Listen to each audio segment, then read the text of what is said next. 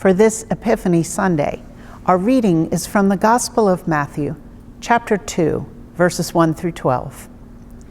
In the time of King Herod, after Jesus was born in Bethlehem of Judea, wise men from the east came to Jerusalem asking, "Where is the child who has been born the King of the Jews? For we have observed his star at its rising and have come to pay homage." When King Herod heard this, he was frightened, and all Jerusalem with him. And calling together all the chief priests and scribes of the people, he inquired of them where the Messiah was to be born. They told him, "In Bethlehem of Judea, for so it has been written by the prophet. And you, Bethlehem, in the land of Judah, are by no means least among the rulers of Judah. For from you shall come a ruler who is to shepherd my people Israel." Then Herod secretly called for the wise men and learned from them the exact time when the star had appeared. Then he sent them to Bethlehem, saying, "Go and search diligently for the child, and when you have found him, bring me word, so that I may also go and pay him homage." When they had heard the king, they set out, and there ahead of them went the star that they had seen at its rising, until it stopped over the place where the child was. When they saw that the star had stopped, they were overwhelmed with joy. On entering the house, they saw the child with Mary his mother, and they knelt down and paid him homage. Then, opening their treasure chests, they offered him gifts of gold, frankincense, and myrrh. And having been warned in a dream not to return to Herod, they left for their own country by another road. For this morning's message, I'd like to share something different with you. One of my beloved seminary professors, Dr. Robert Mulholland, shared a story with our class, and I would like to share this with you now. The book is called The Secret of the Gifts by Paul Fluke. The story has been told for centuries now, the story of Gaspar, Melchior, and Balthasar, and the gifts they brought to the newborn king, and of how they saw the star and followed it for weeks across mountain and valley and desert. In stately procession on their swaying beasts, they came and placed their treasures at the feet of the infant Savior. And what were these gifts? You say, everyone knows that. They brought gold, frankincense, and myrrh. So since the earliest days, the story has been told. But there you are wrong. The story is incomplete. You see, the story was told by those who had seen the wise men on their journey, and by those who stood in wonderment as the wise men dismounted from their weary camels and strode to the door of the rude stable. They watched as the wise men held their jeweled caskets high before them. That much the world saw, and so the story has been told. But that is not the whole story. And if you listen very carefully and very quietly, you shall hear the rest of it. You shall hear what happened when the wise men entered the stable, and you shall learn the secret of the gifts. The first of the three visitors to approach the stable was Gaspar. His cloak was of finest velvet, trimmed with flawless fur. At his waist and coat were clusters of gems, for Gaspar was a wealthy man. Those who watched saw only that he paused at the stable door. "He prays," they whispered to one another as they saw Gaspar's lips move. But they were mistaken. They could not see that it was the angel Gabriel guarding the holy place before whom Gaspar stopped. "And who are you?" Gabriel asked in a voice that was firm but not unkind. "I am Gaspar, and I come to worship the king," he replied. "All who enter here must bring a gift. Have you a gift?" "Indeed I have," said Gaspar, and he held aloft a finely wrought box. It was small, yet so heavy that his arms could hardly raise it. "I have brought bars of the purest gold." "Your gift said Gabriel somberly, must be the essence of yourself. It must be something precious to your soul. Such have I brought, answered Gaspar confidently, the hint of a smile upon his lips. So shall it be, said Gabriel, and he too smiled as he held the door for Gaspar to enter. And there before the rough board wall of the stable lay the king he had traveled so far to see. The light of the lamp fell across the tiny face and glinted back from the dark, bright eyes. In the shadows sat the parents, motionless and still. And beyond them, Gaspar sensed the presence of sheep and oxen who stood their reverent watch.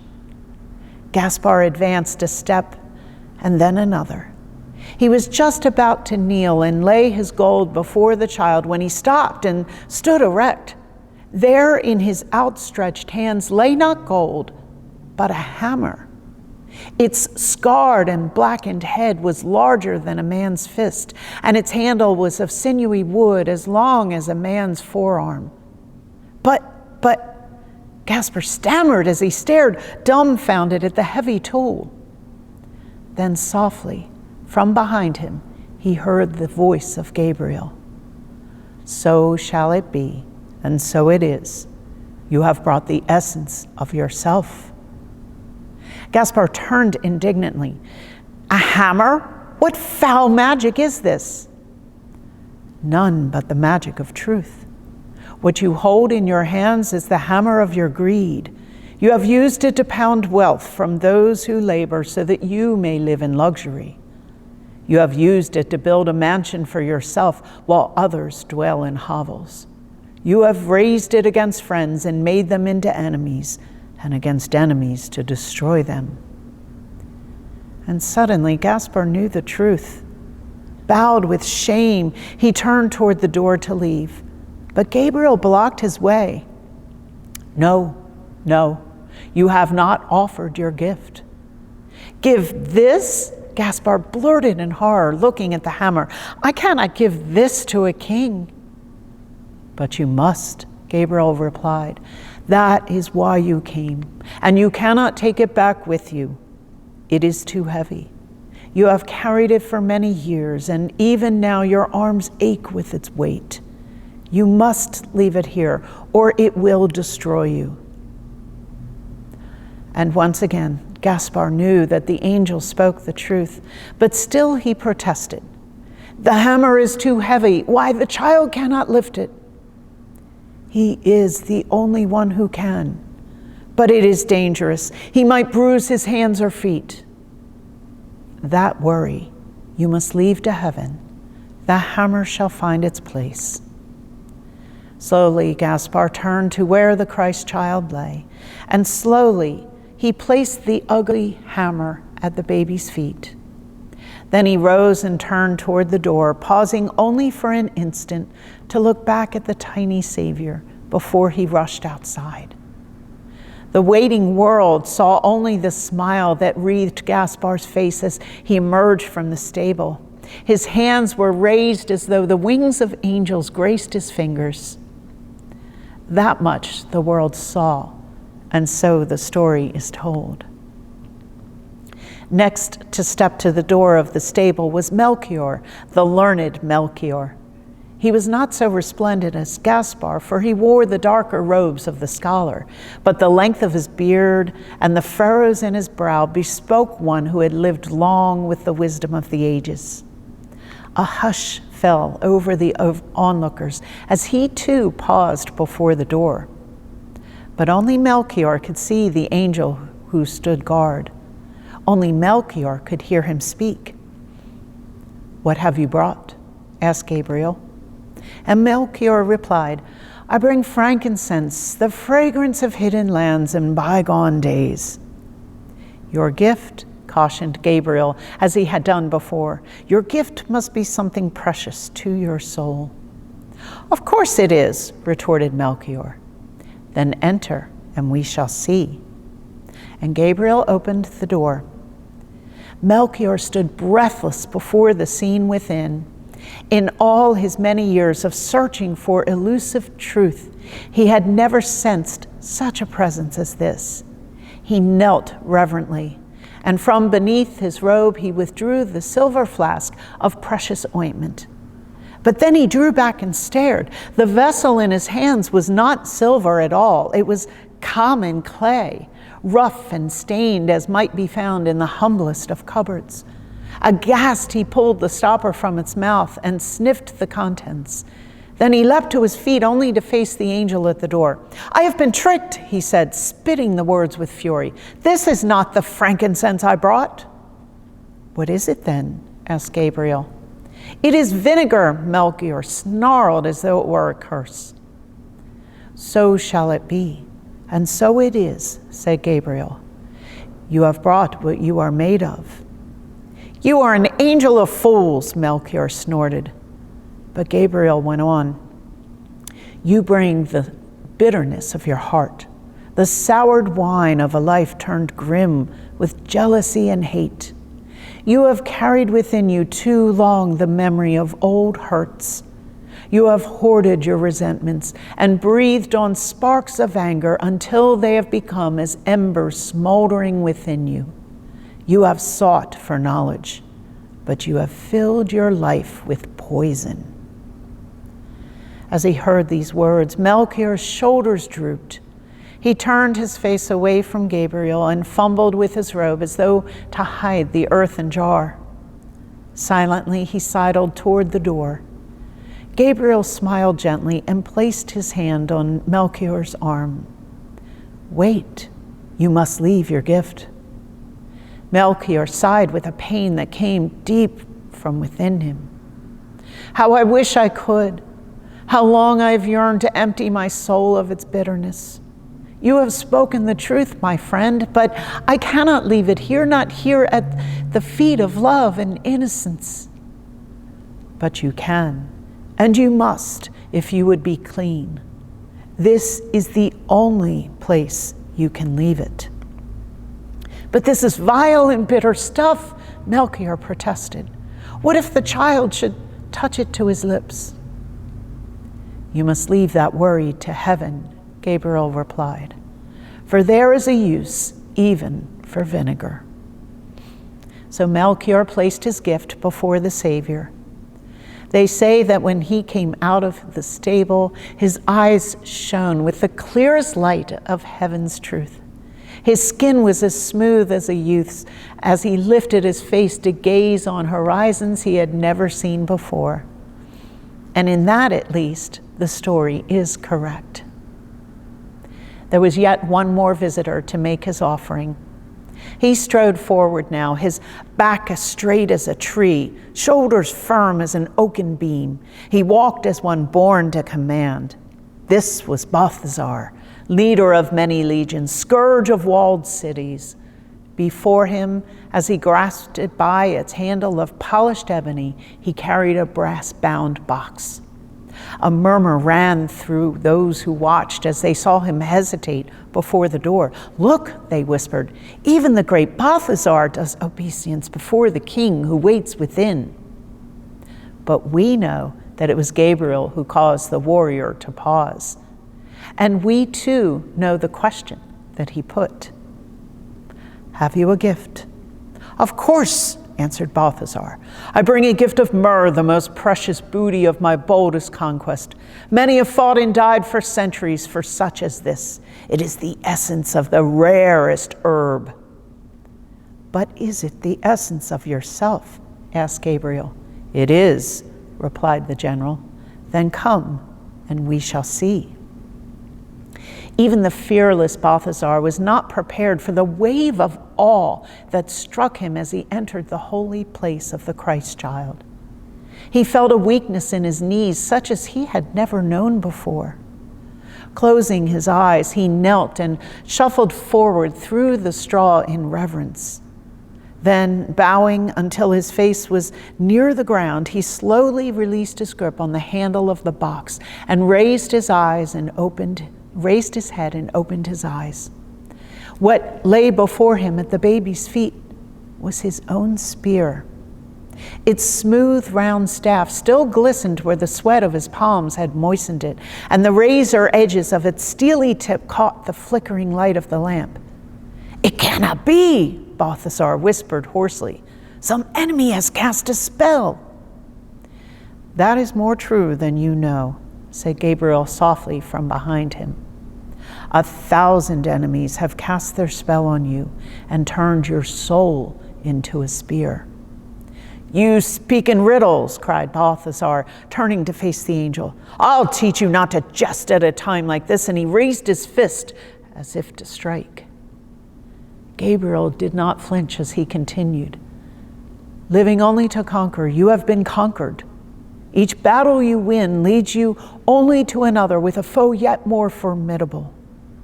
"Do you think I like to kill?" demanded Balthasar. "You angels know nothing of this world. I am the defender of my people. Were it not for my spear leading them in battle, we should have been destroyed long ago. Why, even now the enemy is massing to invade us. As soon as I leave this holy place, I must raise more armies. I must buy more spears to arm them and—" "More?" Gabriel interrupted quietly. "More than what?" "Why, more than we have now, more than our enemies have." "And what will they do then?" asked the angel softly. "Will your enemies too need more?"